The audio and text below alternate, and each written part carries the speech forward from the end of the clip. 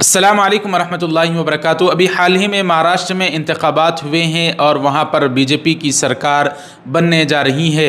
औरंगाबाद से मजलिस इत्तेहादुल मुस्लिमीन के नुमाइंदे थे जनाब सैयद इम्तियाज़ जलील साहब, जिनको लेकर आज असदुद्दीन ओवैसी साहब औरंगाबाद पहुँचे थे। वहाँ पर उन्होंने इम्तियाज़ जलील साहब और उनके चाहने वाले मजलिस को वोट देने वालों के सामने बयान दिया। इम्तियाज़ जलील साहब को लेकर ओवैसी साहब का एक बयान निकल कर आया है जो आप हजरात की खिदमत में रखते हैं, जहाँ पर उन्होंने इम्तियाज़ जलील साहब के मुतालिक बयान दिया। क्या कहा है आप हजरात ओवैसी साहब की ज़ुबानी मुलाहिज़ा फरमाएँ। मुफ्ती इस्माइल कासमी साहब की जीत पर भी असदुद्दीन ओवैसी साहब ने बयान दिया है। पहले इम्तियाज़ जलील साहब के मुतालिक दिया गया ये बयान मुलाहिज़ा फरमाएँ।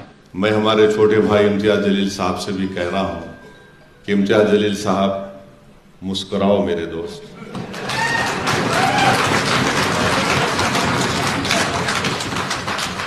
आप जब मुस्कुराते हैं तो माशाल्लाह अच्छा लगता है।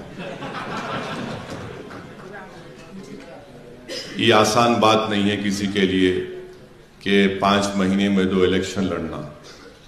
नतीजा अलग बात है, इलेक्शन लड़ना एक कैंडिडेट के लिए मेरी नज़र में कम से कम 1.5 से 2 महीने लगते उसको इलेक्शन के उससे निकलने के लिए। मैं शुक्रिया अदा करता हूँ इम्तियाज़ जलील साहब का कि वो इलेक्शन लड़ने के लिए थोड़ा तज़बज़ब के आलम में थे। 50% तैयार थे, 50% तैयार नहीं थे। तो मुझे जाकर इम्तियाज़ जलील साहब को सख्ती से बोलना पड़ा कि आप लड़ेंगे। इम्तियाज़ याद रखो, इम्तियाज़ जलील साहब जब इस तरह करते ना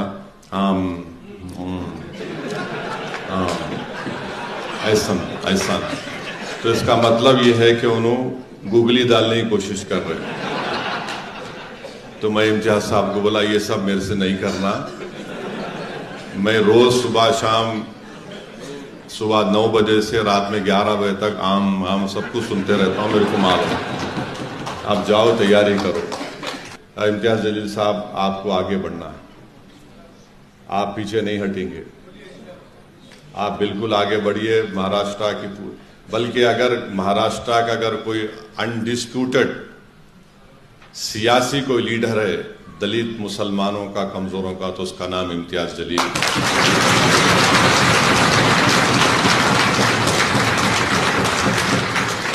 और अगर कोई मेरी इस बात को डिस्प्यूट करता है तो मैं चैलेंज कर रहा हूं, किसी भी एक जगह पे तुम भी आ जाओ, इम्तियाज़ जलील आ जाते, भीड़ का जमा होती देखने।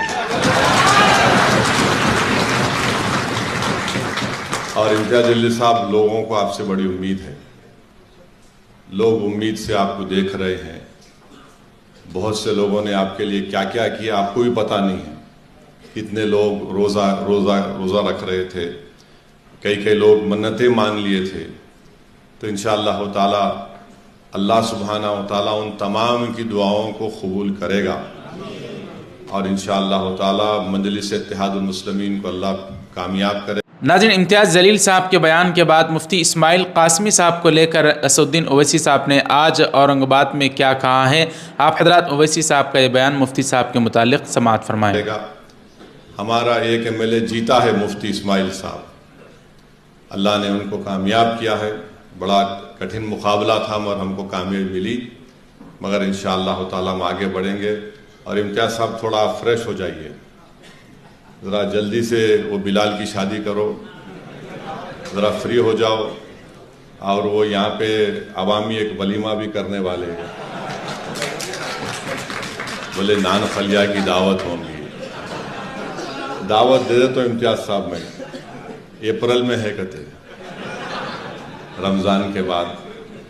आप इंशाअल्लाह ताला बस एक थोड़े दिन रेस्ट लीजिए, उसके बाद फिर अपन अपने काम पे लग जाना मेरे भाई, और इंशाअल्लाह ताला पार्टी को कामयाब करेंगे। अल्लाह हमारे साथ है और मैं आपको तमाम को तयक़ुन दे रहा हूँ, मेरे को आप एक लोगों पर पूरा भरोसा है। मेरे दिल में कोई किस्म की कोई शक नहीं है आपके बारे में। इम्तियाज़ जलील साहब के मुतालिक और मुफ्ती इस्माइल कासमी साहब के मुतालिक ओवैसी साहब के इस बयान के मुतालिक आपकी क्या राय है, कमेंट करके हमें बताएं।